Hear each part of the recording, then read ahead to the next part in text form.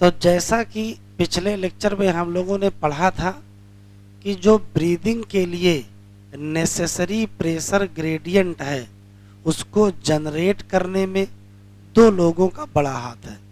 एक का नाम है डायाफ्राम और एक का नाम है इंटरकास्टल मसल। अब सवाल ये है कि डायाफ्राम क्या करता है या इंटरकास्टल मसल क्या करता है कि थोरेसिक कैविटी का वॉल्यूम बदल जाता है। तो वो इस डायग्राम से ही आपको समझ में आ जाएगा। देख लीजिए ज़रा इधर, ये किसी की थोरेसिक कैविटी है, उसमें ये स्टर्नम है, ये रिब है, ये इंटरकास्टल मसल है, ये डायाफ्राम है और ये लंग्स है। ठीक, होता ये है कि जब हम लोगों को सांस लेनी होती है तो हम लोग डायाफ्राम को कॉन्ट्रैक्ट करते हैं। तो डायाफ्राम जैसे ही हम कॉन्ट्रैक्ट करेंगे, जो डायाफ्राम कैसा था, आर्च अपवर्ड की तरफ था, वो कैसा हो जाएगा, वो फ्लैट हो जाएगा। अब जरा देखो, थोरेसिक कैविटी इतनी बड़ी थी, अब बढ़ के पहले इस जगह से इस जगह तक थी, अब बढ़ के यहाँ तक आ गई है। तो बताओ थोरेसिक कैविटी का वॉल्यूम बढ़ा है कि घटा? थोरेसिक कैविटी का वॉल्यूम बढ़ा। किस दिशा में? तो ये है एंटीरियर और ये है पोस्टीरियर। ये है एंटीरियर, ये है पोस्टीरियर। डायाफ्राम यहाँ लगा है, डायाफ्राम नीचे गया है, तो थोरेसिक कैविटी ऐसे बढ़ी है। कौन सी दिशा है? Antero posterior axis. तो डायाफ्राम के कॉन्ट्रैक्शन से थोरेसिक कैविटी का वॉल्यूम बढ़ेगा कि घटेगा? बढ़ेगा। किस दिशा में? Antero posterior axis. बस रुके रहो। फिर देखो, यहाँ लगी है एक्सटर्नल इंटरकास्टल मसल। जब ये कॉन्ट्रैक्ट करते हैं तो स्टर्नम और रिब ऐसे होते हैं। हमको देखिएगा, यहाँ स्टर्नम है, ये रिब है, तो देखो ऐसे उठ रही हैं। तो रिब भी बाहर की तरफ जाएंगी और स्टर्नम भी ऐसे आएगा। तो ये इस तरीके से फैल रहा है। ये क्या है? वेंट्रल। ये क्या है? डार्सल। ये कौन सी एक्सिस है? तो जैसे ही एक्सटर्नल इंटरकास्टल मसल कॉन्ट्रैक्ट करेगी, वैसे क्या उठ जाएगा? रिब और स्टर्नम। उससे थोरेसिक कैविटी ऐसे बढ़ेगी। और ये इधर क्या है? डार्सल। इधर क्या है? वेंट्रल। एक्सिस कौन सी? डार्सो वेंट्रल एक्सिस। तो थोरेसिक कैविटी का वॉल्यूम बदलेगा दो लोगों से। एक कौन है? डायाफ्राम और एक कौन है? External intercostal muscle. डायाफ्राम के कॉन्ट्रैक्शन से थोरेसिक कैविटी का वॉल्यूम किधर बदलेगा? Antero posterior axis. और अगर एक्सटर्नल इंटरकास्टल मसल कॉन्ट्रैक्ट करेंगी तो किस दिशा में बदलेगा? डार्सो वेंट्रल एक्सिस। कहने का मतलब ये है कि यदि ये थोरेसिक कैविटी है तो थोरेसिक कैविटी इस दिशा में भी बढ़ जाएगी और इस दिशा में भी क्या कर जाएगी? बढ़ जाएगी। तो नेट थोरेसिक कैविटी का वॉल्यूम बढ़ जाएगा। अगर नेट थोरेसिक कैविटी का वॉल्यूम बढ़ गया तो पल्मोनरी कैविटी का भी वॉल्यूम बढ़ जाएगा। तो लंग्स के अंदर का प्रेशर, मतलब इंट्रा पल्मोनरी प्रेशर क्या होगा? घट जाएगा। और अगर घट के ये एटमॉस्फेयर से कम हो गया तो -3 mmHg हो जाएगा। और तभी क्या होगा? तभी एयर अंदर आ जाएगी। और अगर एयर अंदर आ गई तो ये कौन सी घटना है? ये कौन सी घटना है? इंस्पायरेशन। बताओ, इंस्पायरेशन में एनर्जी खर्चा होगी कि नहीं? कहाँ? भाई देखो, जब मसल कॉन्ट्रैक्ट करोगे तो एनर्जी लगेगी, डायाफ्राम कॉन्ट्रैक्ट करोगे तो भी एनर्जी लगेगी, या एक्सटर्नल इंटरकास्टल मसल कॉन्ट्रैक्ट करोगे तो भी एनर्जी लगेगी। तो बताओ, इंस्पायरेशन एक्टिव है कि पैसिव? तो कहोगे इंस्पायरेशन क्या है? एक्टिव। अच्छा, एक क्वेश्चन और बताओ, जब इंस्पायरेशन करते हैं तो कौन कौन सी मसल कॉन्ट्रैक्ट करते हैं?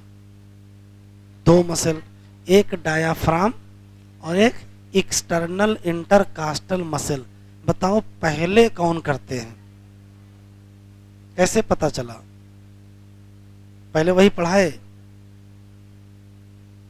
पहले वही पढ़ाए? ऐसा ही समझ लो, सबसे पहले डायाफ्राम ही कांटेक्ट करता है। तो क्वेश्चन ऐसे पूछेगा, जरा बताओ कि इंस्पायरेशन का जो इनिशिएशन है,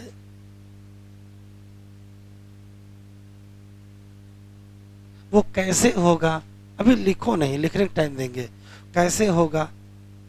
तो कहेंगे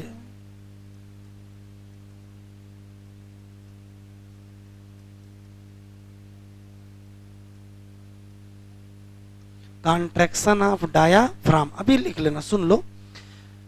तो इंस्पायरेशन में कुल 5 क्वेश्चन।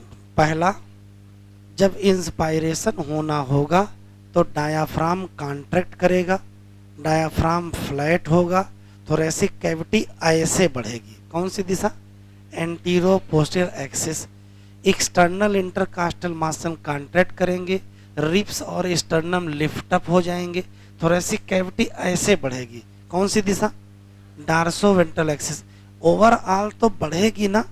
अब जब थोरेसिक कैविटी का वॉल्यूम बढ़ेगा तो पल्मोनरी वॉल्यूम भी बढ़ जाएगा, तो प्रेशर घट जाएगा, तो एयर अंदर आ जाएगी, इंस्पायरेशन हो जाएगा। इंस्पायरेशन की शुरुआत किस घटना से होती है? तो कहोगे कॉन्ट्रैक्शन ऑफ डायाफ्राम। चलो देखो, ऐसे लिखा है।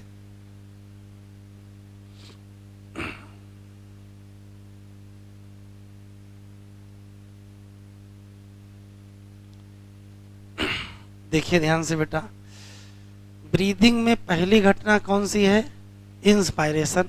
इंस्पायरेशन में 2 इवेंट होनी है, एक और दूसरा एक्सटर्नल इंटरकास्टल मसल कॉन्ट्रैक्ट। जब डायाफ्राम कॉन्ट्रैक्ट करेगा तो क्या होगा? डायाफ्राम फ्लैट हो जाएगा, और जब ये कॉन्ट्रैक्ट करेंगे तो रिब और स्टर्नम लिफ्ट अप हो जाएगा। इससे थोरेसिक कैविटी वॉल्यूम बढ़ जाएगा। किस दिशा में? और इससे क्या होगा?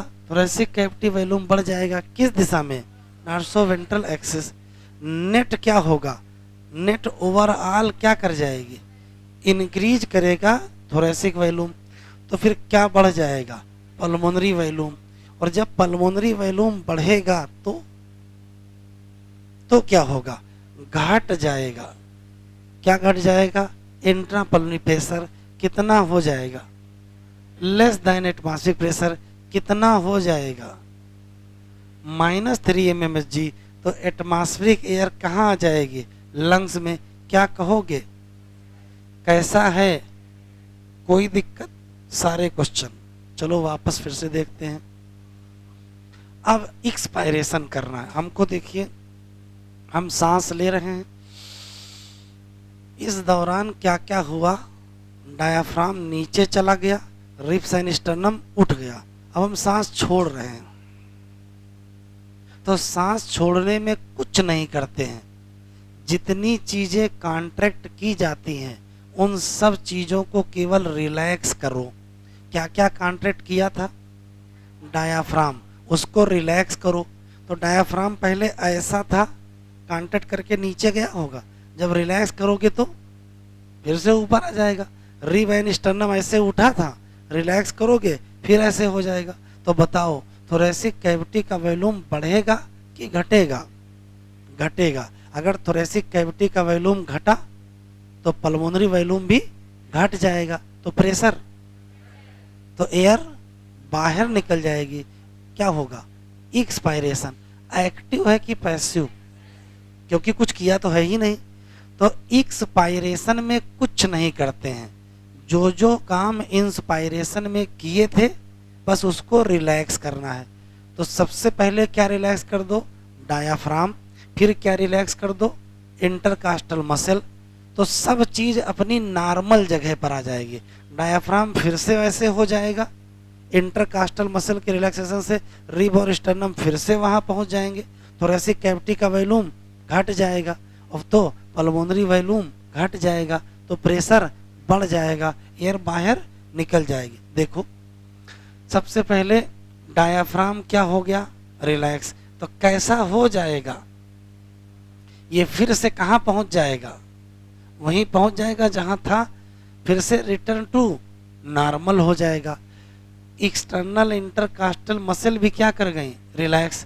तो रिब और स्टर्नम कहाँ आ गए, तो जब ये भी नॉर्मल पहुंच गए, ये भी नॉर्मल पहुंच गए, तो थोरेसिक कैविटी का वॉल्यूम क्या हो जाएगा, कम हो जाएगा। और थोरेसिक कैविटी का वॉल्यूम अगर कम हुआ तो पल्मोनरी वॉल्यूम भी कम होगा, तो इंट्रा पल्मोनरी प्रेशर क्या करेगा, बढ़ जाएगा और एयर बाहर निकल जाएगी। हम क्या कहेंगे, एक्सपायरेशन। देखो बिल्कुल ऐसे ही लिखा है।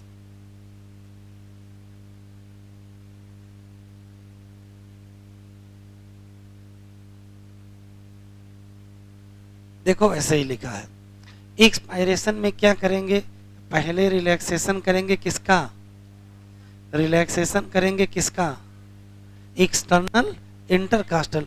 इन दोनों घटनाओं का क्या होगा, डायाफ्राम अपनी जगह, रिब्स और स्टर्नम अपनी जगह, इन दोनों घटनाओं का क्या होगा, घट जाएगी क्या, तो घट जाएगी क्या, तो बढ़ जाएगा क्या, और बढ़ के कितना हो जाएगा, बढ़ के कितना हो जाएगा, मोर देन एटमॉस्फेरिक प्रेशर कितना, +3। तो क्या होगा, एल्वियोलर एयर बाहर निकल जाएगी और हम कहेंगे क्या, एक्सपायरेशन। क्या हो गया, पैसिव। तो मोटा मोटा जो दिमाग में आपके फिट हो जाना चाहिए।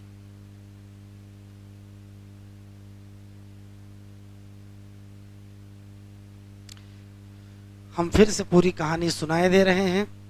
ब्रीदिंग में सिर्फ दो घटनाएं होनी है, इंस्पायरेशन और एक्सपायरेशन। इंस्पायरेशन तभी होगा जब डायाफ्राम कॉन्ट्रैक्ट होगा, इंटरकास्टल मसल कॉन्ट्रैक्ट होंगे।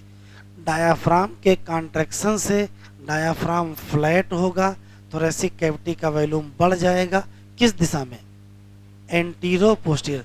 एक्सटर्नल इंटरकास्टल कॉन्ट्रैक्ट होगा, थोरेसिक वॉल्यूम बढ़ जाएगा, किस दिशा में, डॉर्सल। ओवरऑल थोरेसिक कैविटी का वॉल्यूम बढ़ेगा और पल्मोनरी वॉल्यूम बढ़ेगा, तो इंट्रा पल्मोनरी प्रेशर घटेगा और घट के -3 होगा, एयर अंदर आएगी, इंस्पायरेशन हो गया। एक्सपायरेशन में कुछ करना ही नहीं है, जो कुछ भी किया है उसको रिलैक्स करना है। डायाफ्राम कॉन्ट्रैक्ट किया था, रिलैक्स करिए, एक्सटर्नल कॉन्ट्रैक्ट किया था, रिलैक्स करिए। उसके बाद क्या होगा, रिब्स और स्टर्नम नॉर्मल हो जाएंगे, डायाफ्राम नॉर्मल हो जाएगा, थोरेसिक वॉल्यूम घट जाएगा, पल्मोनरी वॉल्यूम घट जाएगा, तो इंट्रा पल्मोनरी प्रेशर बढ़ जाएगा, एयर बाहर निकल जाएगी और हम कहेंगे क्या, एक्सपायरेशन हो गया। पैसिव की एक्टिव, पैसिव। यहां तक बिल्कुल क्लियर है। दो क्वेश्चन और है। हम लोगों के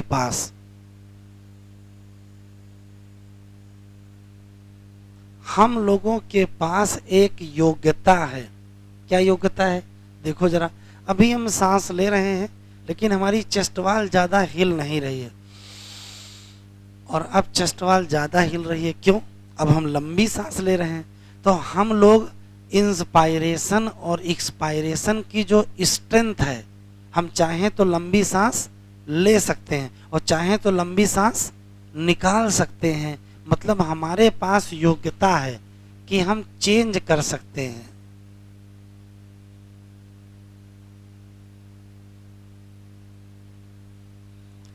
स्ट्रेंथ ऑफ इंस्पायरेशन और एक्सपायरेशन। अब सवाल यह है कि ये योग्यता आई कहां से, तो हमारी मदद करने के लिए, भाई सांस लेने में डायाफ्राम का रोल है, एक्सटर्नल इंटरकास्टल मसल का रोल है, इंटरनल का तो कोई रोल नहीं आया है। एक और चीज हमको देखिएगा, हम एयर निकाल रहे हैं, तो एयर हम तब निकालेंगे तो पेट अंदर जाता है, हवा निकालनी है फेफड़ों से और अंदर क्या जा रहा है, पेट। इसका मतलब एब्डामेन की मसल का भी तो रोल है। तो ये योग्यता किसकी मदद से आई है, तो एडिशनल किसकी मदद से,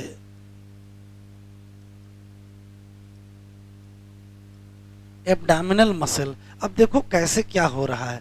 हम लोग 4 तरीके से सांस लेते हैं। एक होता है नॉर्मल ब्रीदिंग।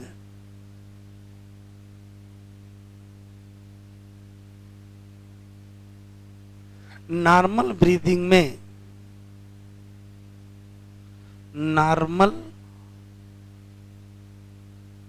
इंस्पायरेशन और नॉर्मल एक्सपायरेशन। हमको सिर्फ इतना बताओ कि नॉर्मल इंस्पायरेशन में होता क्या है, तो अभी बताएं। अभी लिखो नहीं, लिख लेना, लिखने का टाइम देंगे। अभी सुन लो, नॉर्मल इंस्पायरेशन में होता क्या है। तो सिर्फ 2 चीजें होती हैं। सामान्य कॉन्ट्रैक्शन करेंगे किसका, डायाफ्राम का, और एक्सटर्नल इंटरकास्टल मसल का। तो इसमें हम करते क्या हैं, नॉर्मल कॉन्ट्रैक्शन करते हैं किसका, डायाफ्राम का, और किसका, एक्सटर्नल इंटरकास्टल का। अच्छा बताओ, रिलैक्स एक्सपायरेशन कैसे करते हैं। तो जितना कॉन्ट्रैक्शन किया होगा उसका क्या कर देंगे, तो सिर्फ और सिर्फ नॉर्मल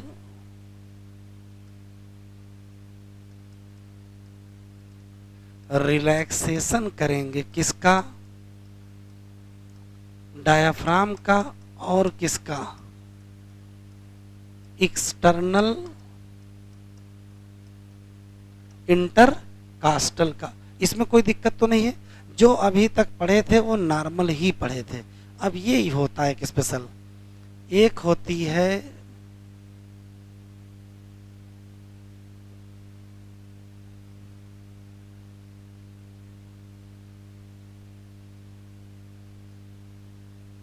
फोर्स ब्रीदिंग। इसमें क्या होता है,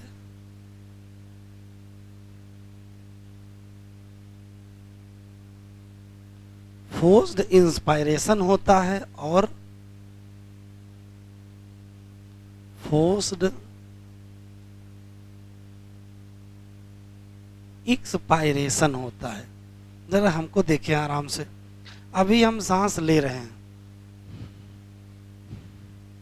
ये नॉर्मल इंस्पायरेशन कर रहे हैं और नॉर्मल एक्सपायरेशन कर रहे हैं। अब देखिएगा ये क्या है, ये है फोर्स इंस्पायरेशन, और ये क्या है, फोर्स एक्सपायरेशन। तो हम जब फोर्स इंस्पायरेशन करते हैं तो क्या अलग करते हैं, तो देखो क्या अलग करते, ध्यान से देखिएगा। इधर देखो, जैसे मान लेते ये थोरेसिक कैविटी है, ठीक है।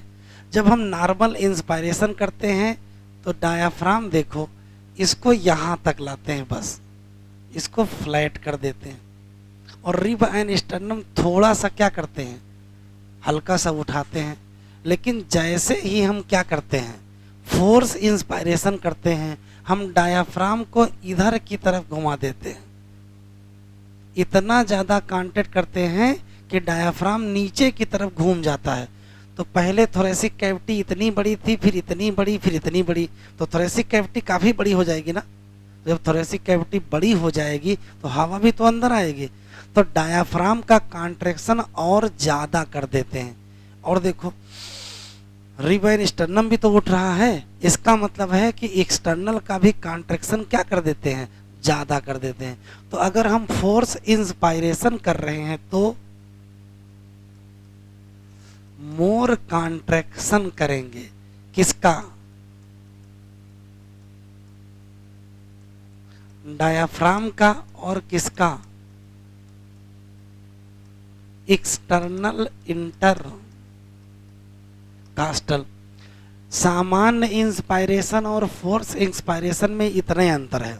सामान्य सांस लेना, थोड़ा सा डायाफ्राम नीचे गया, फिर ऊपर आया, फिर नीचे गया, फिर ऊपर आया, काफी नीचे जाए तो ये क्या हो जाएगा, फोर्स इंस्पायरेशन। अब निकालेंगे कैसे, तो देखो पेट की मसल का यूज करते हैं, पेट अंदर करते हैं। तो पेट अंदर करके क्या फायदा होगा, तो जब इसको अंदर करेंगे तो जो एब्डोमिनल कंटेंट होगा वो ऊपर की तरफ आएगा, नीचे से डायाफ्राम को धक्का देंगे तो डायाफ्राम और ऊपर जाएगा। तो देखो कैसे होगा, इसको देखो, ये देखिए डायाफ्राम है, ये डायाफ्राम कॉन्ट्रैक्ट करके कैसा हो गया था, ऐसा हो गया था। रिलैक्स करोगे तो ये अपने आप यहाँ पहुंच जाएगा। अगर चाहते हो कि ये और ऊपर जाए तो कैसे जाएगा, तो नीचे से धक्का लगाओ। और नीचे से धक्का कैसे लगाओगे, नीचे से धक्का लगाने के लिए हमको क्या चाहिए, एब्डोमिनल, पेट अंदर करो तो ऊपर मुंह पुश हो जाएगा। तो क्या करेंगे, अब हम करेंगे कॉन्ट्रैक्शन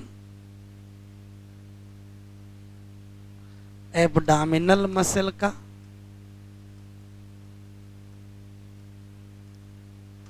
एंड अब पहली बार किसका कॉन्ट्रैक्शन करोगे, इंटरनल इंटरकास्टल।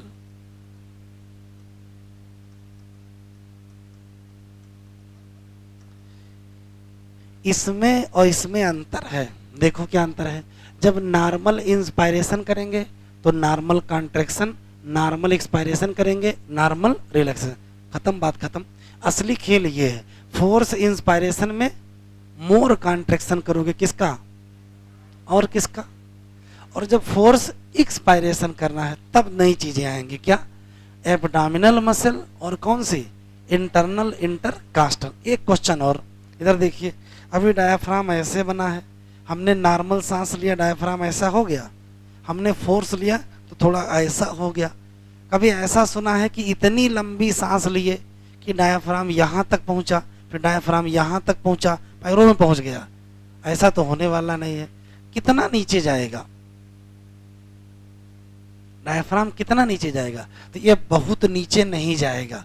अच्छा, कभी ऐसा सुना है कि इतनी लंबी सांस लिए कि फेफड़े फट गए, इतनी हवा भर लिए, ऐसा हो सकता है? चलो खींच के देखो कितनी लंबी हवा खींच सकते हो, देख लो। फिर रुक क्यों जाते हो, खींचते क्यों नहीं रहते हो, है? कोई समस्या है क्या, क्यों क्यों रुक जाते हो, ये क्वेश्चन आया है। अब ध्यान सुने, जब हम लंबी सांस लेते हैं तो डायाफ्राम खिंचता है, नीचे की तरफ जाता है, लेकिन एक समय बाद उसका खिंचना बंद हो जाता है। अब जब खिंचना ही बंद हो जाएगा तो क्या नीचे जाएगा, नहीं जाएगा। कौन रोक देता है, ये आया हुआ सवाल है। अगर डायाफ्राम को बहुत खींचोगे तो डायाफ्राम में ओवर स्ट्रेचिंग हो जाएगी, और डायाफ्राम की ओवर स्ट्रेचिंग रोकने के लिए एक रिफ्लेक्स है जिसका नाम हेरिंग ब्रूअर रिफ्लेक्स है, अभी लिखा देंगे। Over stretching of diaphragm prevented by herring Breuer reflex. एक क्वेश्चन और, चाहे जितना जोर लगा लो, पूरा जोर लगा लो, पूरा जितना कर सकते हो, फिर भी फेफड़े पूरा भरेंगे नहीं। चाहे जितनी फोर्स इंस्पायरेशन कर लो, कभी पूरा भरेंगे नहीं, और चाहे जितना क्या कर लो, फोर्स एक्सपायरेशन कर लो, कभी पूरा खाली नहीं होंगे। तो हमारे फेफड़े ना तो कभी पूरा भरते हैं और ना ही कभी पूरा खाली होते हैं, पूरा भरते भी नहीं है और पूरा खाली। चाहे जितना खींच लो, डायाफ्राम की ओवर स्ट्रेचिंग नहीं होती है। कौन रोक देता है, आंसर देंगे हेरिंग ब्रूअर रिफ्लेक्स। ये लिख लो, 2 लाइनें लिखनी है।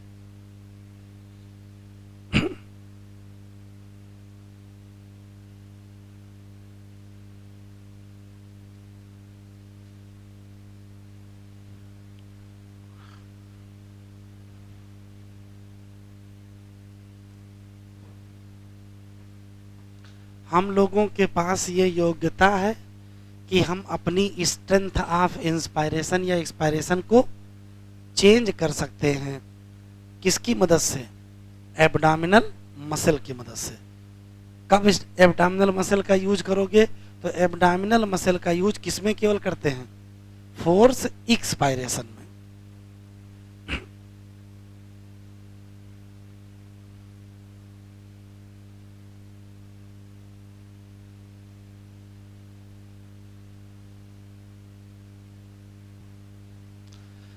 नॉर्मल ब्रीदिंग रेट कितनी है, नॉर्मल ब्रीदिंग रेट कितना है, तो कहोगे 12 से 16 पर मिनट। पर मिनट का मतलब 60 सेकंड। तो देखो 12 सांसें कितनी देर में होती हैं, 60 सेकंड में होती हैं। तो एक सांस कितनी देर में होगी,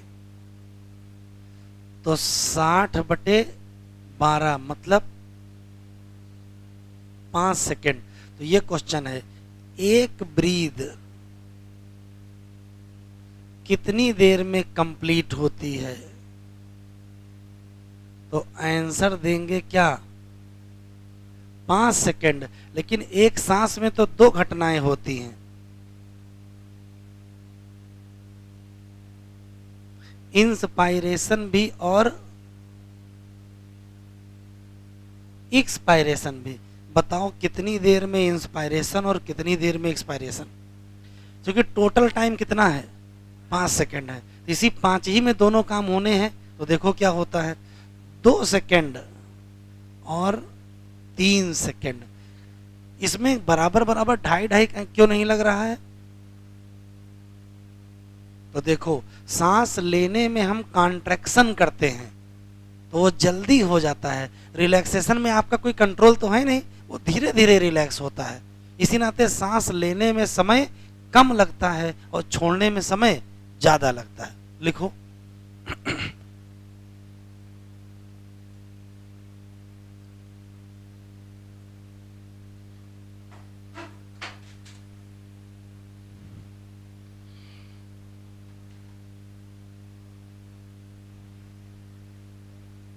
बच गया।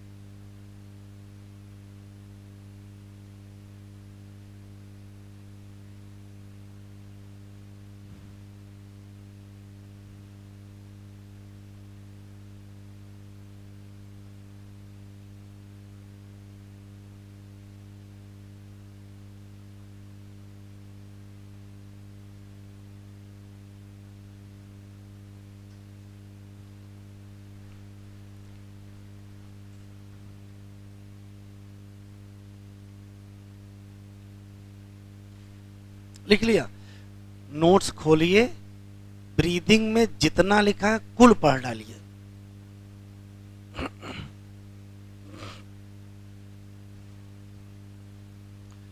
पढ़ डाला है,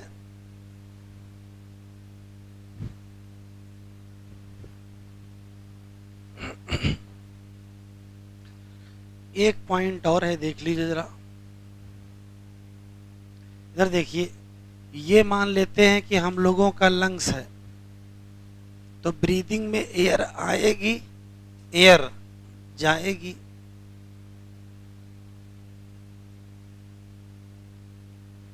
ब्रीदिंग में जो भी एयर आएगी, जो भी एयर जाएगी, उसको हम कैलकुलेट कर सकते हैं। इसको कैलकुलेट कर सकते हैं या मीजर भी कह सकते हो। वो एयर जो ब्रीदिंग में इन्वॉल्व है उसको कैलकुलेट या मीजर कर सकते हैं।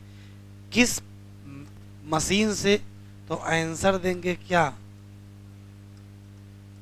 स्पायरोमीटर। अच्छा, क्यों कैलकुलेट करोगे या मीजर क्यों करोगे, तो ये हमको ये बताएगी कि आपके फेफड़े कितना बढ़िया काम कर रहे हैं। अगर किसी आप चेस्ट फिजिशियन के पास जाएंगे तो वो कैलकुलेट करेगा। स्पायरोमीटर से जब एयर कैलकुलेट की जाती है तो उसे ये पता चलता है कि आपके फेफड़े कैसा काम कर रहे हैं, बढ़िया काम कर रहे हैं या नहीं कम कर रहे हैं। तो इससे हम एस्टिमेट कर लेते हैं।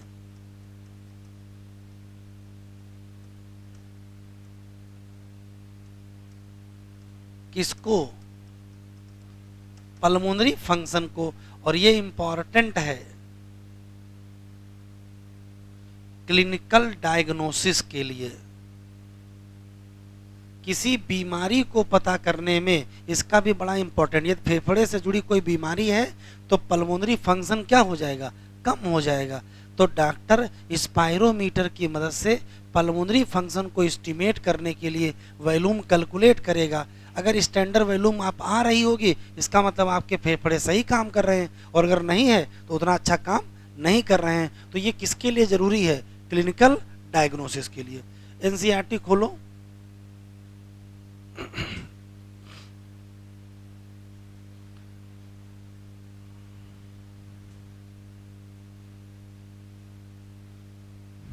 और सारी लाइनें पढ़ लेते हैं। पहली लाइन टिक कर लो। ब्रीदिंग में दो घटनाएं हैं, क्या, इंस्पायरेशन और इंस्पायरेशन में एटमॉस्फेरिक एयर क्या है, ड्रा इन, और इसमें alveolar air release out. Movement of air या तो अंदर आए या तो is carried out by creating pressure gradient between क्या, लंग्स एंड क्या, एटमॉस्फेयर। लंग्स और एटमॉस्फेयर के बीच प्रेशर ग्रेडियंट से ये काम होता है। ये टिक करिए। इंस्पायरेशन कब होगा, तो जब pressure with in the lungs, मतलब इंट्रा पल्मोनरी प्रेशर क्या हो, लेस देन एटमॉस्फेरिक प्रेशर, मतलब नेगेटिव प्रेशर कहाँ हो, लंग्स में, विद रेस्पेक्ट टू। इसी तरीके से एक्सपायरेशन कब होगा, जब इंट्रा पल्मोनरी प्रेशर क्या होगा, higher than atmospheric pressure. Diaphragm और कौन, स्पेशल सेट ऑफ मसल, नाम क्या, और कौन सी, इंटरनल। ये कहाँ है, रिब के बीच है। ये हेल्प करेंगे किसमें, जनरेशन ऑफ ग्रेडियंट। टिक कर लीजिए, इंपॉर्टेंट है, देखो लिखा है इंस्पायरेशन इनिशिएटेड बाय किससे, कॉन्ट्रैक्शन ऑफ डायाफ्राम, जिससे क्या बढ़ेगा, वॉल्यूम ऑफ थोरेसिक चैम्बर, किस दिशा में, और जब कॉन्ट्रैक्शन होगा किसका, तो क्या उठ जाएगा, रिब्स और क्या, और क्या, स्टर्नम। रिब और स्टर्नम जब उठ जाएंगे तो क्या बढ़ जाएगा, वॉल्यूम किसका, किस दिशा में, किस दिशा में, ओवरऑल बढ़ेगा क्या, थोरेसिक वॉल्यूम। तो साथ में क्या बढ़ जाएगा, पल्मोनरी वॉल्यूम। और अगर पल्मोनरी वॉल्यूम बढ़ गया तो घट जाएगा क्या, कितना हो जाएगा, लेस देन एटमॉस्फेरिक प्रेशर, जो मजबूर करेगा कि एयर कहाँ से, आउटसाइड से कहाँ आ जाए। तो क्या हो गया, डायग्राम देख लो। ये लिखा है डायफ्राम कॉन्ट्रैक्टेड, यहाँ लिखा है rib end sternum raised, air inter into lungs. Volume of thorax क्या हुआ होगा, इंक्रीज ही तो हुआ होगा। अच्छा, और देखो सिर्फ क्या करना है, सिर्फ क्या करना है, रिलैक्सेशन। किसका, बोल नहीं रहे हो, और किसका, यहां एक्सटर्नल नहीं लिखा है। तो भैया जिसका कॉन्ट्रैक्शन किए होगे उसी तो रिलैक्स करोगे, और कॉन्ट्रैक्शन किसका किए हैं, एक्सटर्नल का। तो यहां लिखा भले ही नहीं है लेकिन है कौन सी, एक्सटर्नल ही है, इंटरनल नहीं है।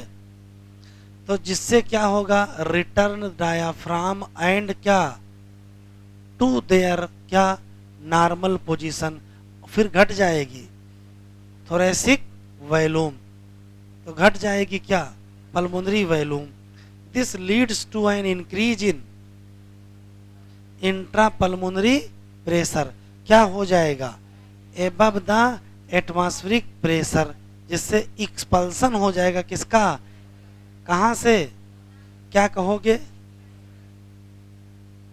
हम लोगों के पास ये योग्यता है, वी हैव एबिलिटी टू, हम क्या कर सकते हैं, बढ़ा सकते हैं स्ट्रेंथ किसकी और किसकी, एडिशनल मसल कौन सी आ गई, कौन सी, एब्डोमेन की मसल से हम क्या करते हैं, फोर्स एक्सपायरेशन कर लेते हैं। ऑन एन एवरेज एक हेल्दी ह्यूमन कितनी सांसें लेगा, 12 to 16 टाइम क्या पर मिनट।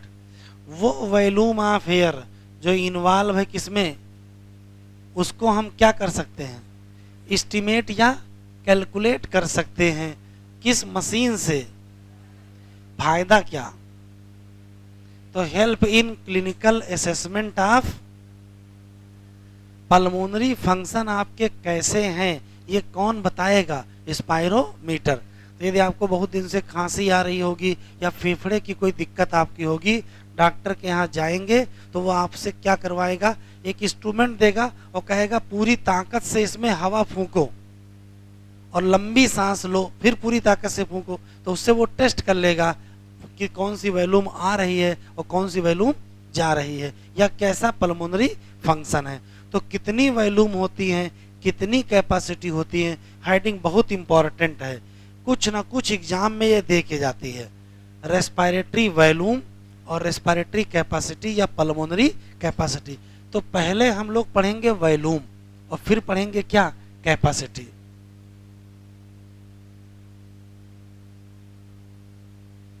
अभी कुछ लिखेंगे नहीं, केवल देखेंगे, फिर डायग्राम एक बना लेंगे, आप बाद में लिख लीजिएगा।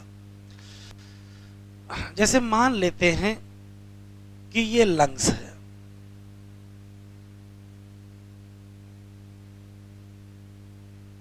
ठीक, आप सांस लेना, अभी कुछ ना लिखना, बस आराम से केवल देख लो बना क्या रहे हैं, फिर ये बन जाएगा तो आप लिख लीजिएगा। मान लेते हैं कि आप नॉर्मल इंस्पायरेशन कर रहे हो,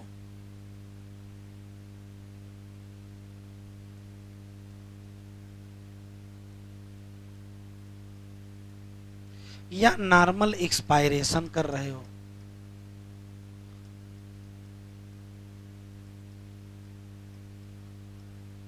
भाई दो ही तो घटनाएं होती हैं, नॉर्मल इंस्पायरेशन, नॉर्मल एक्सपायरेशन, या फोर्सिबल इंस्पायरेशन या फोर्सिबल एक्सपायरेशन, चार ही तो घटनाएं हैं कुल। तो अगर हम नॉर्मल इंस्पायरेशन कर रहे हैं या नॉर्मल एक्सपायरेशन कर रहे हैं, तो कुछ तो हवा आ ही रही होगी और कुछ तो हवा जा ही रही होगी। नॉर्मल इंस्पायरेशन या नॉर्मल एक्सपायरेशन में जो एयर आती है या जाती है, या जाती है एंड जाती नहीं बोल रहे हैं, एंड बोलेंगे तो आप जोड़ दोगे। फिर से सुनिए, सामान्य इंस्पायरेशन या सामान्य एक्सपायरेशन में जो एयर आती है या एयर जाती है उसी को कहते हैं टाइडल वॉल्यूम।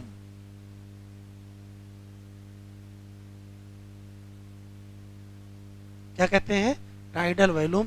शॉर्ट फॉर्म में इसको टीवी कहते हैं और वैल्यू होती है 500 ml, 500 ml होती है, लेकिन ये एक बार की है। एक बार में 500 ml लोगे तो मिनट में कितनी बार लोगे, 12 बार लोगे या कितनी बार लोगे, 16। तो बताओ मिनट में कितनी लोगे।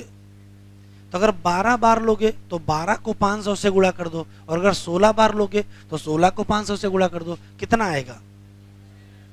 तो टाइडल वॉल्यूम की एक आंसर ये भी है, 6000 से 8000 ml। अब ये क्या लिख दोगे, मिनट। ये क्या था, ये पर ब्रीथ था।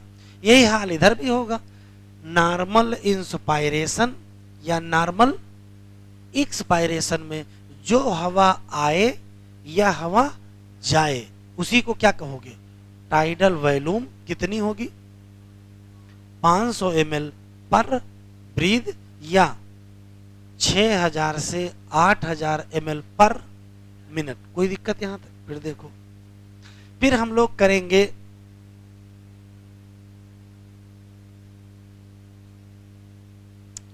फोर्सिबल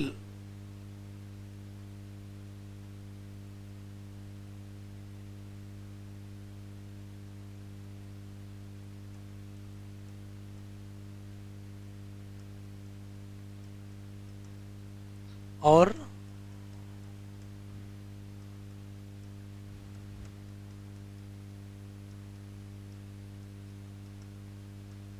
फोर्सबिल इंस्पायरेशन और फोर्सबिल एक्सपायरेशन। ध्यान सुनिएगा, नॉर्मल इंस्पायरेशन के अलावा, अभी हमने नॉर्मल सांस ली तो 500 ml अंदर गई, लेकिन हम लंबी सांस ले रहे हैं, तो नॉर्मल इंस्पायरेशन मतलब टाइडल वॉल्यूम के बाद जितनी एक्स्ट्रा एयर चली गई है, जितनी भी गई हो, उसी को कहते हैं इंस्पायरेटरी रिजर्व वॉल्यूम। वो एक्स्ट्रा जाएगी किससे? इससे जाएगी कि इससे जाएगी? इसी तरह तो फोर्सफुल इंस्पायरेशन में जो एडिशनल एयर गई है, उसी एडिशनल एयर को कहते हैं inspiratory reserve volume. Short form में IRV कितनी होती है? 2500 से 3000 ml। इसका नाम रिजर्व वॉल्यूम क्यों है? लिखो नहीं भी, इसका नाम रिजर्व क्यों है? तो रिजर्व इस नाते है, आपका मन करे इसको लीजिए और ना मन करे ना लीजिए। जैसे अभी हम 500 ले रहे हैं, फिर 500 छोड़ रहे हैं, फिर हम 500 ले रहे हैं, फिर हम 500 छोड़ रहे हैं, फिर हमारा मन किया कि लाओ लंबी सांस ले लें। तो जैसे लंबी सांस लेंगे, कौन सी एयर अंदर जाएगी? Inspiratory reserve volume. कितनी जाएगी? 2500 से 3000। भाई जिसके फेफड़े बड़े होंगे उसमें 3000 चली जाएगी, उसके फेफड़े थोड़ा छोटे होंगे उसमें कितनी जाएगी? 2500। फेफड़े खराब होंगे तो और कम जाएगी। तो ध्यान से सुनेंगे, ये एडिशनल वॉल्यूम है, चाहे ले और चाहे ना ले, ले चाहे ना ले, इसी नाते इसका नाम रिजर्व है। फिर देखो, अभी हम 500 लिए, फिर 500 निकाले, फिर 500 लिए, फिर 500 निकाले, फिर मन कर रहा है कि लो और निकालें। तो अगर और निकालोगे तो जबरदस्ती ही तो निकालोगे, और जबरदस्ती को क्या कहोगे? फोर्सबिल कहोगे। तो फोर्सबिल एक्सपायरेशन करोगे तो कुछ एयर एक्स्ट्रा निकल जाएगी। 500 तो निकल ही चुकी है, एक्स्ट्रा निकालना चाहते हैं। फोर्सफुल एक्सपायरेशन से जो एक्स्ट्रा एयर निकाल दोगे उसका नाम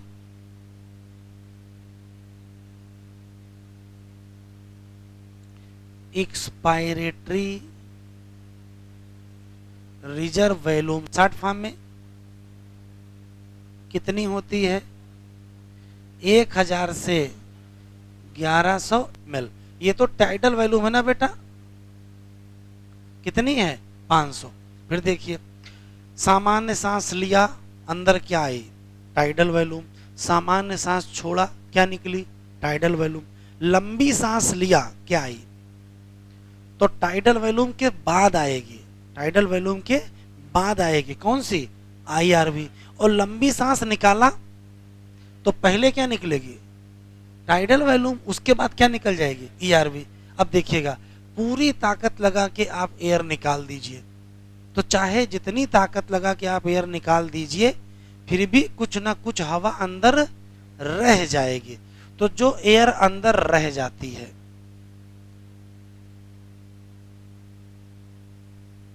एयर रिमेन इन लंग्स, किसके बाद? फोर्सबिल। लंबी सांस निकालने के बावजूद भी जो हवा अंदर रह जाएगी। क्यों? अभी पीछे पढ़ के आए कि चाहे जितना जोर लगा लो, चाहे जितना जोर लगा लो, पूरा एयर निकाल सकते ही नहीं है। तो एयर रिमेन इन लंग्स किसके बाद? After forceful expiration. उसका क्या नाम है?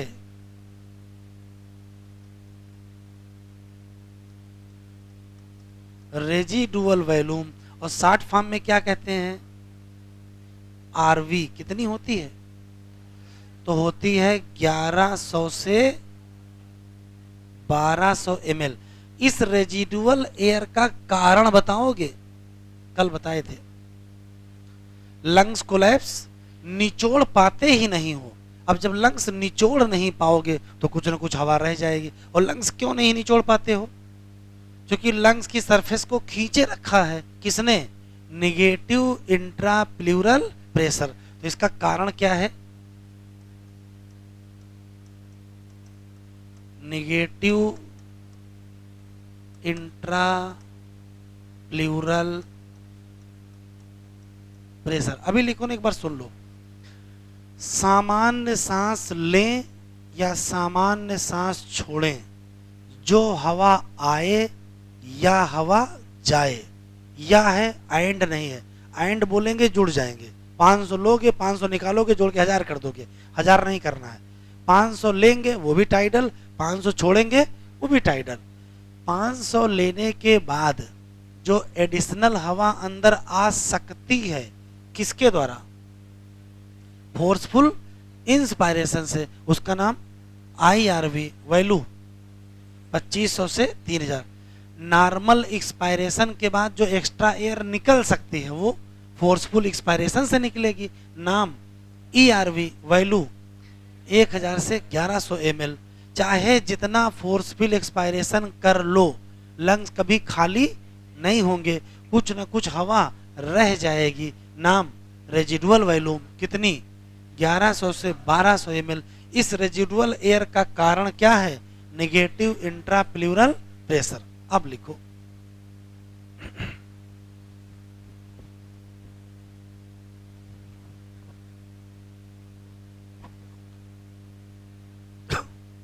हो गया? एक बार फिर से देख लेते हैं। नॉर्मल इंस्पायरेशन में जो एयर आए वो भी टाइडल, और नॉर्मल एक्सपायरेशन में जो एयर जाए वो भी टाइडल। फोर्सफुल इंस्पायरेशन में जो एडिशनल एयर आए, मतलब इसको छोड़ के, उसका नाम IRV। और फोर्सफुल एक्सपायरेशन में जो एडिशनल जाए, मतलब इसको छोड़ के, उसका नाम ERV। फोर्सफुल एक्सपायरेशन के बाद जो रह जाए उसका नाम RV। पल्मोनरी कैपेसिटी,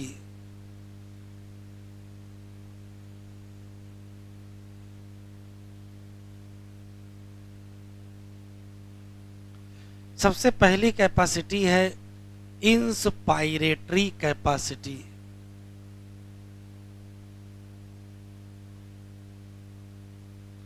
देख लो जरा, फिर लिखिएगा। इधर देखो, जैसे मान लेते हैं कि ये लंग्स है, आपसे कहा जाए कि आप नॉर्मल एक्सपायरेशन कर लीजिए।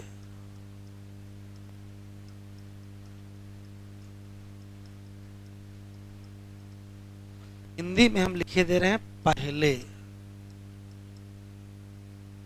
आप नॉर्मल एक्सपायरेशन कर लीजिए, तो इस दौरान क्या बाहर गया होगा? इस दौरान टाइडल वैल्यूम ही तो बाहर गई होगी। इसी के तुरंत बाद, जैसे हमने नॉर्मल एक्सपायरेशन कर दिया, 500 बाहर निकल गए, अब हमसे कहा जाए आप लंबी सांस लीजिए, तो बताओ क्या क्या अंदर आया होगा? तो इसके बाद आप कर दीजिए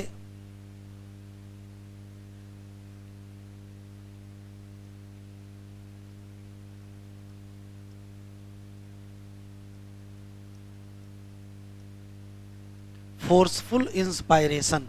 बताओ कौन कौन सी एयर अंदर आई है? तो इसमें सबसे पहले क्या आएगी? टाइडल वैल्यूम आएगी, वो तो अभी निकाले ही वही आएगी। और उसके पीछे पीछे आप क्या ले लोगे? IRV ले लोगे।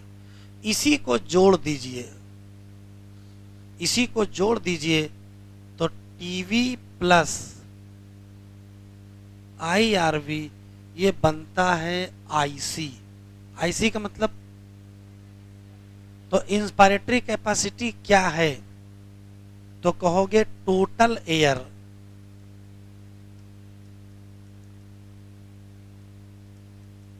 इंस्पायर इन, अंदर ही तो ली जाएगी, किसके द्वारा? By forceful inspiration. बस रुक जाओ, सारा खेल इसके बाद है जो लिखना है। ये फोर्सफुल इंस्पायरेशन किसके बाद किए हो? आफ्टर आफ्टर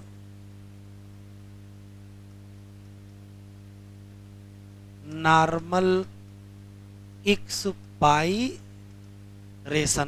तो इंस्पायरेटरी कैपेसिटी में क्या क्या आया? Tidal volume plus IRV. Value बताओ, यहां कितनी रखोगे? और यहां 2500 की 3000। तो पूरा कोशिश करोगे फुल खींचने का, तो अधिकतम कितनी आ जाएगी? 3000। तो इसकी आंसर कितना होगा? 3500 ml। फिर से सुन लीजिए, फिर लिखिएगा। इंस्पायरेटरी कैपेसिटी क्या है? तो पहले करेंगे क्या? Normal expiration. फिर करेंगे क्या? तो दोबारा करेंगे तो ये बाद में होगा। डिफिनीशन में ये शब्द बहुत महत्वपूर्ण है। Total volume of air inspired in by forceful inspiration. किसके बाद? After normal expiration. निकाले थे नॉर्मल और खींचे क्या है? फोर्सफुल। तो क्या क्या आ जाएगा? टीवी आएगी, और तो आंसर कितना आएगा? 3500। लिखो।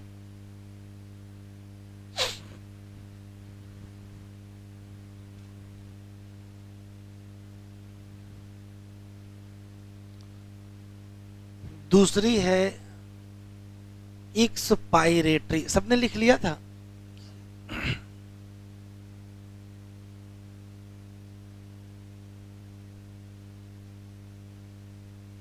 इधर देखो, जैसे मान लेते हैं कि ये लंग्स है, इसमें आप पहले कर लीजिए नॉर्मल इंस्पायरेशन। बताओ कितनी एयर आई होगी? तो भाई केवल टाइडल वॉल्यूम आई होगी। हमने नॉर्मल सांस ली, 500 अंदर गई। अब तुरंत हम फोर्सफुल एक्सपायरेशन करेंगे, तो इसके तुरंत बाद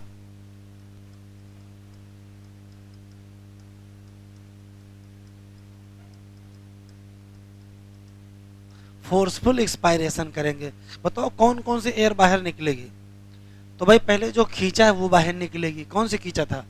टाइडल वॉल्यूम। तो सबसे पहले इसमें क्या निकल जाएगी? लेकिन चूंकि कर क्या रहे हैं? फोर्सफुल। तो क्या निकाल सकते हैं? आईआरवी की ईआरवी? ईआरवी। तो इसके साथ क्या निकल जाएगी? ईआरवी। इसी को कहते हैं एक्सपायरेटरी कैपेसिटी। तो expiratory capacity equal to tidal volume plus ERV. Value बताओ, इसकी कितनी वैल्यू? इसकी। तो आंसर जरा बताओ, पहले क्या हुआ है, बाद में क्या हुआ है? तो पहले ये हुआ है और बाद में ये हुआ है। तो डिफिनीशन देखो कैसे लिखी जाती है। Total volume of air expire out by किस प्रोसेस से? फोर्सबिल एक्सपायरेशन। बस काम की बात ये है। किसके बाद? किसके बाद? After normal inspiration. अब ध्यान से सुनिए, पल्मोनरी कैपेसिटी की जितनी डिफिनीशन है उसमें आपको यह शब्द जरूर मिलेगा। किसके बाद यह घटना हो रही है? तो पहले वाले में क्या था? नॉर्मल एक्सपायरेशन के बाद क्या किए थे? Forceful inspiration. अभी क्या किया है? अभी नॉर्मल इंस्पायरेशन पहले किए हैं और फोर्सफुल एक्सपायरेशन बाद में किए हैं। लिखो।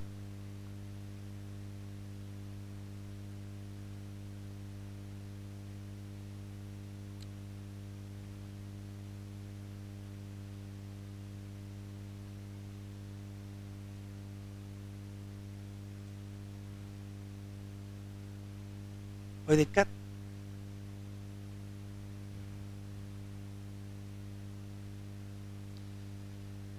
जितनी डिफिनीशन है उसमें ये शब्द आपको मिलेगा आफ्टर, क्योंकि आफ्टर का ही खेल इसमें है।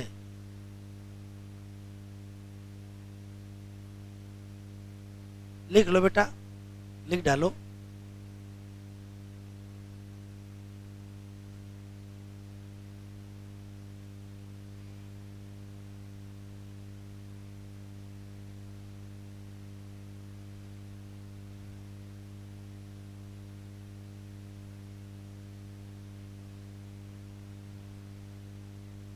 आगे बढ़ें।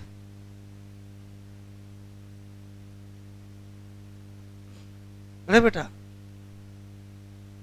दो कैपेसिटी हो गई।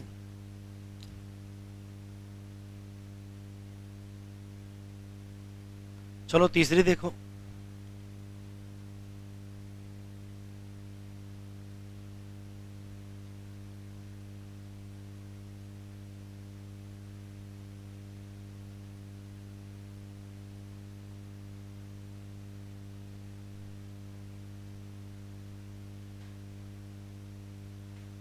फंक्शनल रेजिडुअल कैपेसिटी, इधर देखो। मान लेते हैं कि ये लंग्स है, आप नॉर्मल एक्सपायरेशन करो, बताओ कौन सी एयर बाहर जाएगी?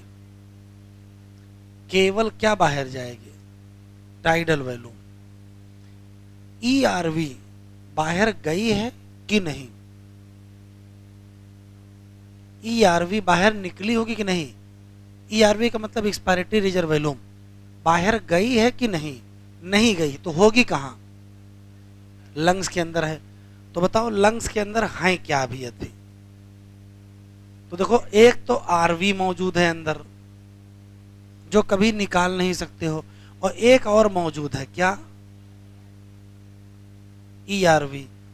इन दोनों को जोड़ दीजिए, उसी को कहते हैं functional residual capacity, RV plus ERV. Value बताओ। ये 1200 और ये 1100, कितनी? 2300। तो ये वास्तव में है क्या? तो कहोगे total air remain in lungs, फिर वही शब्द काम का है, आफ्टर। किसके बाद? Normal expiration. अगर फोर्सफुल एक्सपायरेशन कर दोगे तो क्या रह जाएगा? तो अंदर केवल आरवी रह जाएगी, और नॉर्मल एक्सपायरेशन करोगे तो क्या रहेगा? दोनों रहेंगे। आफ्टर नॉर्मल एक्सपायरेशन लिखो, आराम से बताएं। दो सवाल। Air remain in lungs after forceful expiration, लिखो नहीं, इधर देखो हमको। After forceful expiration air remain in lungs, सिर्फ आरवी। और after normal expiration air remain in lungs, RV and ERV. अगर नॉर्मल एक्सपायरेशन करोगे तो अंदर दो रह जाएंगे, और फोर्सफुल कर दोगे तो अंदर केवल एक बचेगी। देखो,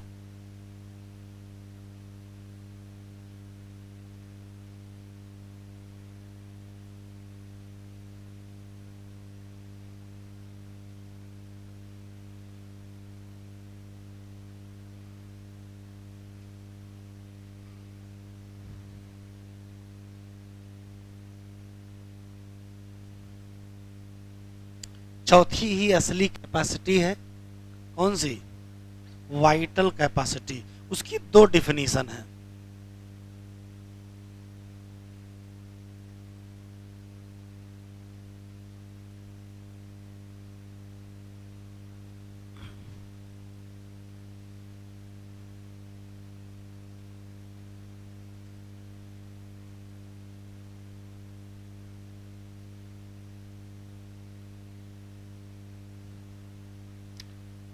बढ़े बेटा आगे।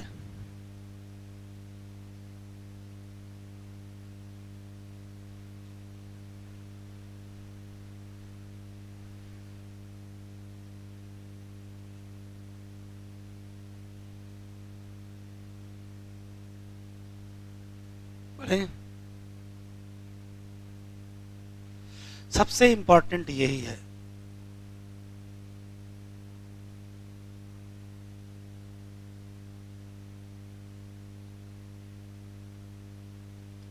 Vital capacity. डिफिनीशन समझने के लिए डायग्राम देखो जरा। जैसे मान लेते हैं कि ये हम लोगों का लंग्स है, ठीक। पहले फोर्सफुल एक्सपायरेशन कर लीजिए बेटा, लिखना नहीं, केवल समझ लो। जरा बताओ कौन कौन से एयर गई होंगी।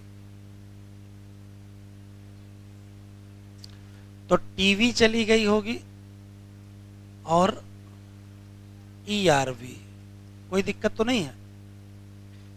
हमको देखिए, पहले फोर्सफुल एक्सपायरेशन कर लेते हैं, कर देते हैं, निकल गई। इसके बाद तुरंत लंबी सांस लेते हैं। अब बताओ कौन कौन सी हवा अंदर गई होगी। तो पहले जो निकाले होंगे वो अंदर गई होगी। इसके तुरंत बाद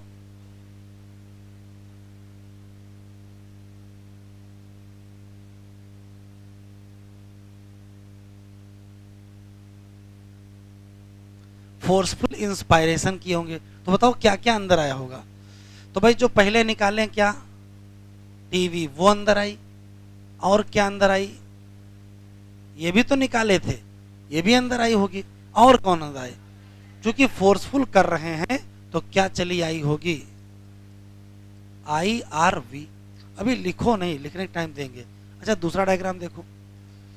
ये मान लेते हैं एक लंग्स है, यहां मैंने पहले लिख दिया, ये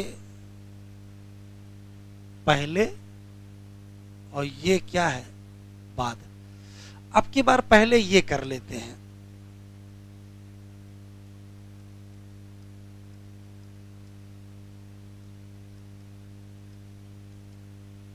जरा बताओ कौन कौन सी हवा आएगी। तो टीवी खींचोगे और IRV खींचोगे। लंबी सांस ले लेते हैं। बताओ अंदर कौन कौन गई, टीवी और IRV। और तुरंत लंबी निकालें। तो अगर हम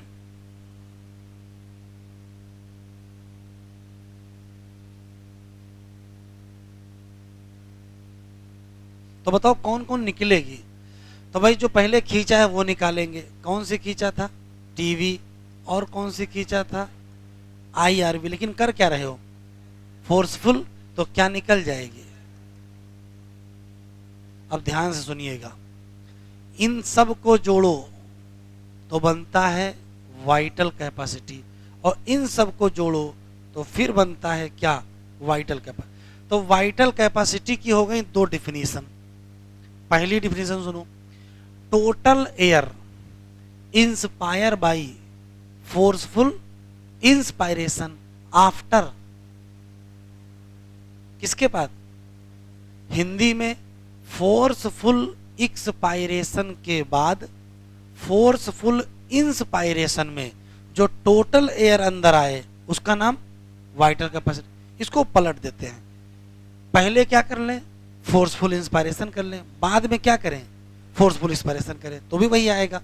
तो चाहे ये रखो चाहे ये रखो, आंसर यही आना है। इसी नाते इसकी दो डिफिनीशन है। मैक्सिमम एयर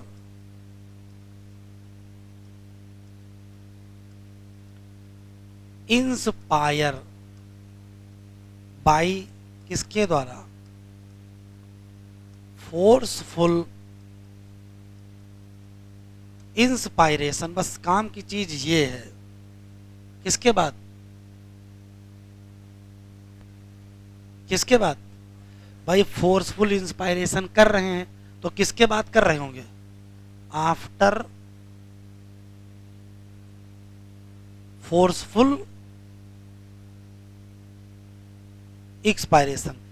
एक डिफिनीशन तो ये हो गई, इसका उल्टा देख लो, इसका उल्टा भी लिखो, नहीं लिख लेना बाद में। मैक्सिमम एयर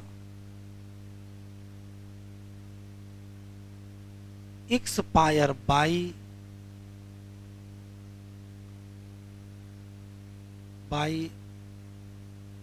फोर्सफुल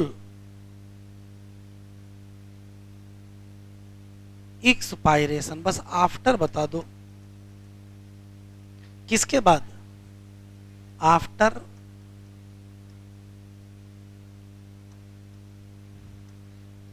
फोर्सफुल, क्या? फोर्सफुल इंस्पायरेशन, ये भी डिफिनीशन है, अभी लिखो नहीं। तो वाइटल कैपेसिटी इक्वल टू क्या होगा? तो कहोगे TV plus I R V plus E R V. जरा वैल्यू बताओ, ये वैल्यू 500, ये 3000 और ये 1100 जोड़ो। ये डाटा रटे रखिएगा, इंपॉर्टेंट है, खूब क्वेश्चन आया है। हिंदी में सुन लीजिए, मैक्सिमम हवा जो फोर्सफुल इंस्पायरेशन से अंदर आए, किसके बाद? फोर्सफुल एक्सपायरेशन के बाद। या मैक्सिमम हवा जो फोर्सफुल एक्सपायरेशन से बाहर जाए, किसके बाद? Forceful inspire. तो पहले या तो आप एक्सपायरेशन करो, बाद में क्या करो? इंस्पायरेशन। या पहले क्या कर लो?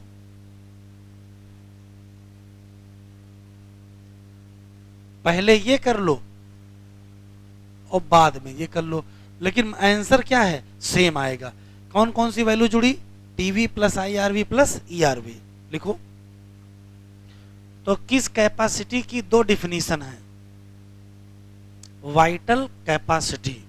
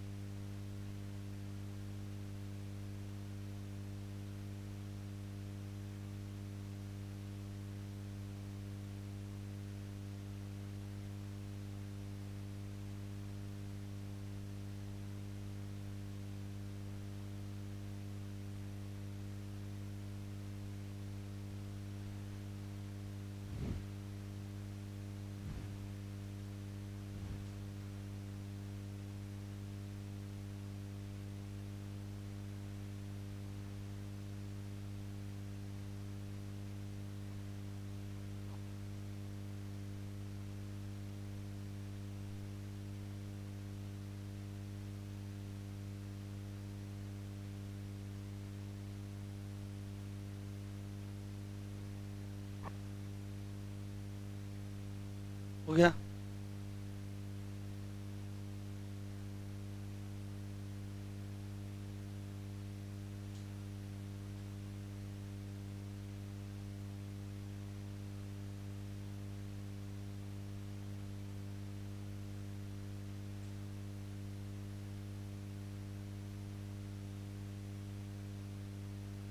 आखिरी कैपेसिटी,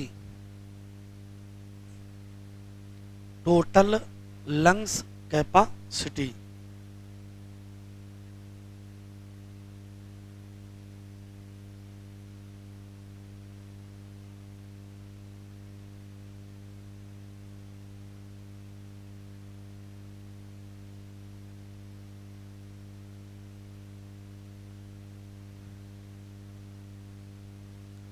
ये डिफिनीशन भी सही है, ये डिफिनीशन भी सही है।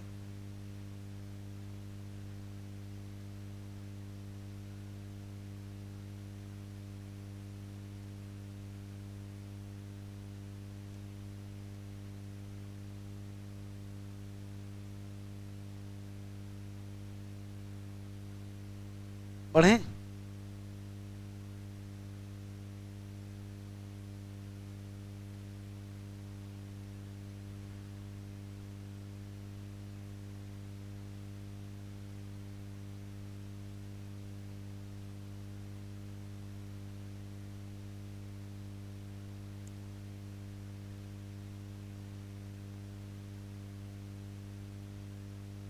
हो गया? देखो फिर,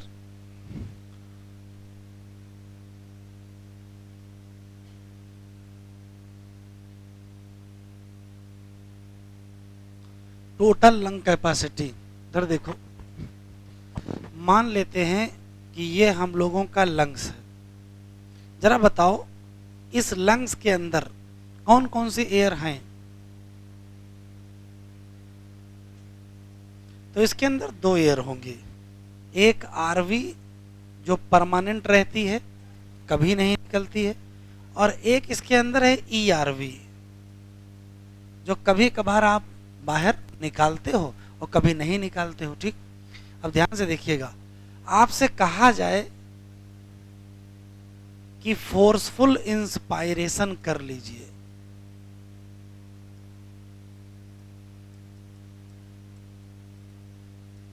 बताओ लंग्स के अंदर कितनी एयर होगी? तो देखो फोर्सफुल इंस्पायरेशन में लाओगे किसको? टीवी लाओगे, और कौन से लाओगे? तो ये दोनों भी तो यहां पहुंच जाएंगी अंदर। तो देखिएगा ध्यान से, टोटल लंग कैपेसिटी का मतलब होता है मैक्सिमम एयर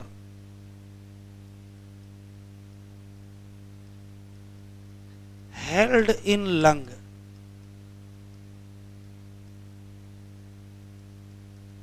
आफ्टर फोर्सफुल क्या? इंस्पायरेशन। अगर फोर्सफुल इंस्पायरेशन करोगे तो लंग्स के अंदर कितनी हवा पहुंच जाएगी? तो देखो कितनी पहुंच जाएगी, total lung capacity equal to, ये तो पहले से मौजूद थी और नई कौन सी पहुंची? तो टीवी पहुंच गई, और पहले से ही क्या मौजूद थी? ईआरवी, और कौन सी मौजूद थी? आरवी। तो जरा वैल्यू बताओ, इसकी वैल्यू, इसकी वैल्यू और इसकी वैल्यू, आंसर जोड़ लो तो लग कितनी आ गई? 5800 ml। मोटा मोटा कितना कह सकते हो? 6000 ml, या क्या कह सकते हो? 6 लीटर कह सकते हो। तो हमारी लंग्स की कैपेसिटी कितनी है? तो मोटा मोटा 6 लीटर है। अभी लिखो नहीं, लिख लेना। ये देखो एक और question, total lungs capacity equal to, ये सारा है क्या? TV plus IRV plus ERV plus RV. ये क्या है? ये तो वाइटल कैपेसिटी है। तो ये भी तो कह सकते हो, ये भी तो कह सकते हो कि टोटल लंग्स कैपेसिटी निकालना है तो वाइटल कैपेसिटी में क्या जोड़ दो? तो ये भी तो कह सकते हो, नहीं कह सकते हैं? वाइटल कैपेसिटी निकालना है तो टोटल में से क्या घटा दो? आरवी घटा दो। फिर से सुन लेते हैं, फोर्सफुल इंस्पायरेशन कर लीजिए, बताओ अंदर कितनी हवा है? तो देखो आरवी परमानेंट अंदर रहती है, ईआरवी भी अंदर है, और बाहर से खींच के क्या भर दिया है? टीवी और आईआरवी। तो चारों अंदर पहुंच गए। तो चारों एयर, चारों जो वैल्यूम आप पढ़ते हो वो कब अंदर होंगी? तो कहोगे टोटल लंग्स कैपेसिटी में TV plus IRV plus ERV plus RV. एक और क्वेश्चन, अभी तक जितने फार्मूले पढ़े हो वो सब किस में पढ़े हो? वो सब प्लस में पढ़े हो, केवल यही एक फार्मूला है जिसमें में है माइनस में है। तो आराम से बताएंगे। पल्मोनरी कैपेसिटी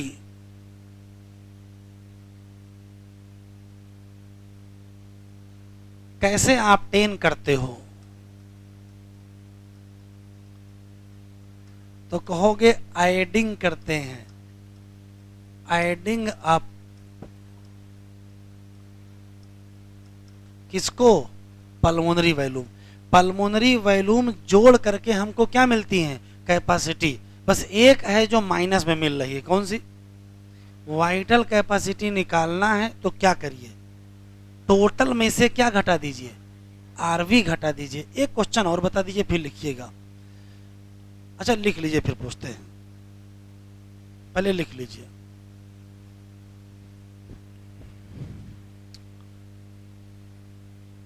सबकी वैल्यू बता डालो। पीवी लीटर की किलोमीटर,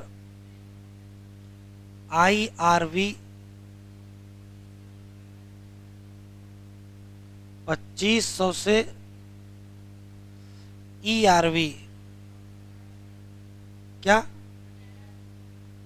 1000 से, और RV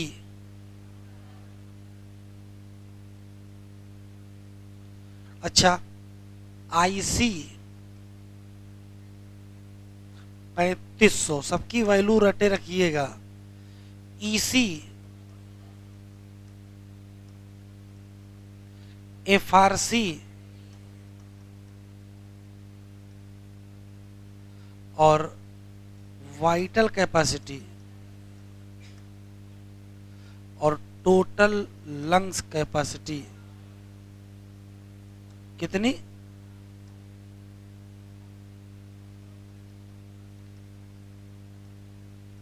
लिख लो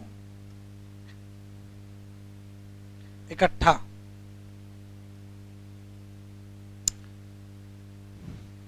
इकट्ठा लिख लो और एक सवाल देख लो।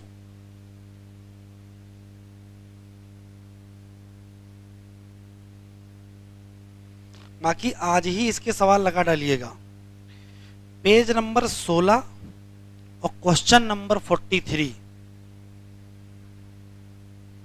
लगाओ अभी तुरंत। 43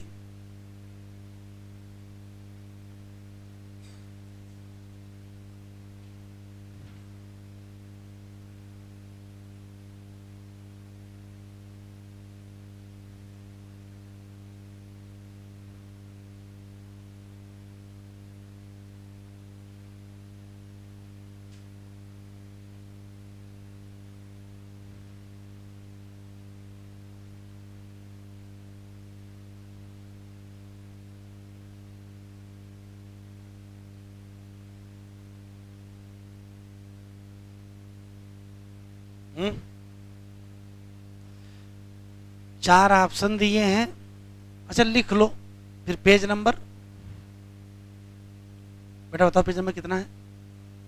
पेज नंबर 16 और क्वेश्चन नंबर 43।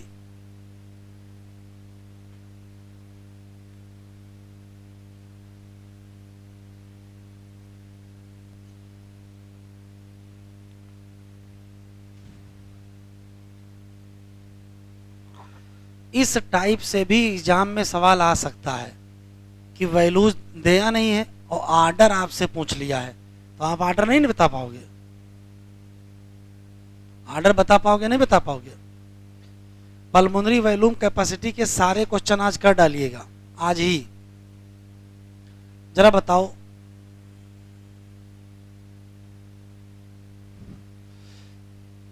कौन सी कैपेसिटी है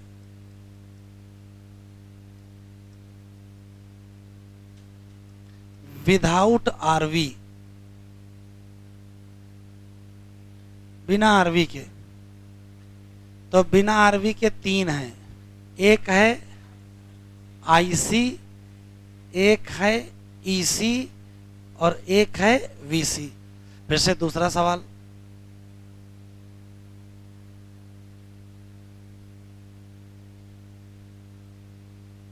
कैपेसिटी विद आरवी दो हैं, एफआरसी और टोटल लंग्स कैपेसिटी। कौन सा वॉल्यूम है? वॉल्यूम नॉट एक्चुअल एस्टीमेट, असली में नापा नहीं जा सकता है। तो आंसर क्या देंगे? आरवी, क्योंकि एग्जैक्ट नापना मुश्किल है। अब फेफड़े के अंदर थोड़े जाएंगे कि जाके नाप के आएंगे। लिखो।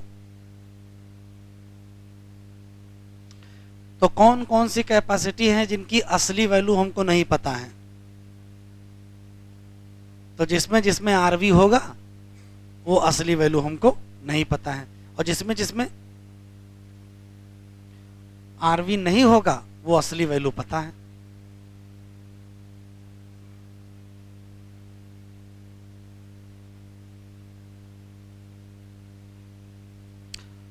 आज क्वेश्चन नंबर 50 तक लगा जरूर डालिएगा, ठीक है?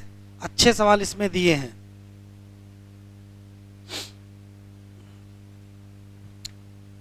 एक पीवाईक्यू का सवाल देख लो, बहुत बढ़िया है।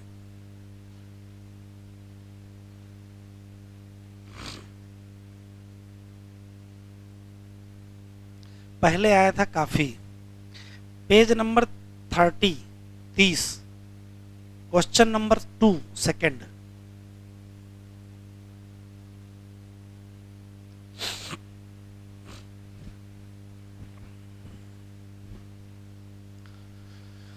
लिखा है listed below are 4 respiratory capacity and 4 jumbled respiratory volume.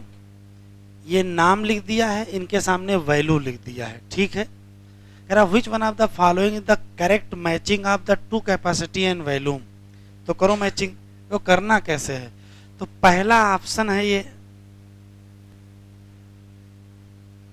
ये पहला ऑप्शन है, और यहां लिखा है बी, और उसके सामने ये वैल्यू लिखी है। तो बी का मतलब क्या है? तो क्या इतनी होती है? नहीं होती है। इसका मतलब ये ऑप्शन ही क्या हो गया? गलत हो गया। फिर देखो यहां लिखा है सी, और सामने वैल्यू कितनी लिखी है? सी का मतलब कितनी होती है, और लिखा कितना है? इसका मतलब ये भी ऑप्शन क्या हो गया? गलत। तो ये ऑप्शन गलत है। यहां लिखा है डी 3500। डी का मतलब इंस्पिरेटरी कैपेसिटी ये 3500 होती है, सही है। तो आगे चेक करो। ए का मतलब रेजिडुअल वॉल्यूम कितनी लिखी है? तो होती है। तो ये वैल्यू भी सही लिखी, ये वैल्यू भी सही लिखी है, तो ये आंसर क्या है? सही है। बड़ा बढ़िया पैटर्न था। जिस साल ये आया था उस साल ये बहुतों गलत हो गया था, क्योंकि समझ ही नहीं आया। लोग यहाँ मैचिंग कर रहे थे। भाई आपने रेजिडुअल वॉल्यूम देखा, चलो इससे मिला देते हैं। वाइटल कैपेसिटी देखा, कहा ऑप्शन नहीं मिल रहा है।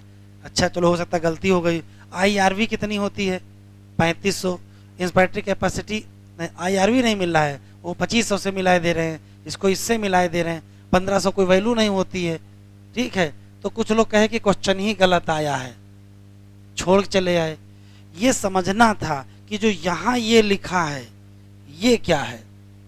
तो यहाँ लिखा है बी का मतलब तो उसके सामने की वैल्यू को मैच करना था। तो बड़ा बढ़िया सवाल था। आया कब था? 2010 में, ठीक है? तो ये मत कहिए कि इसी साल सबसे कठिन पेपर आया है, इससे पहले भी ऐसे सवाल आए हैं, ठीक है? तो हम लोग आज पढ़ लिए हैं पल्मोनरी वॉल्यूम और कैपेसिटी। इसके सारे क्वेश्चन वॉल्यूम और कैपेसिटी के कहाँ थे हैं?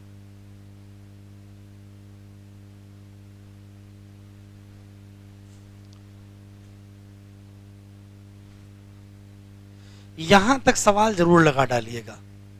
फिर से लेक्चर देख लीजिएगा, सारे क्वेश्चन लगा लीजिएगा, ठीक है? अगर कोई क्वेश्चन ना निकले तो हमको बताइएगा, ठीक है? बस आज इतना ही पढ़ते हैं। शाम को टेस्ट पेपर अपलोड करेंगे, आप टेस्ट दे दीजिएगा।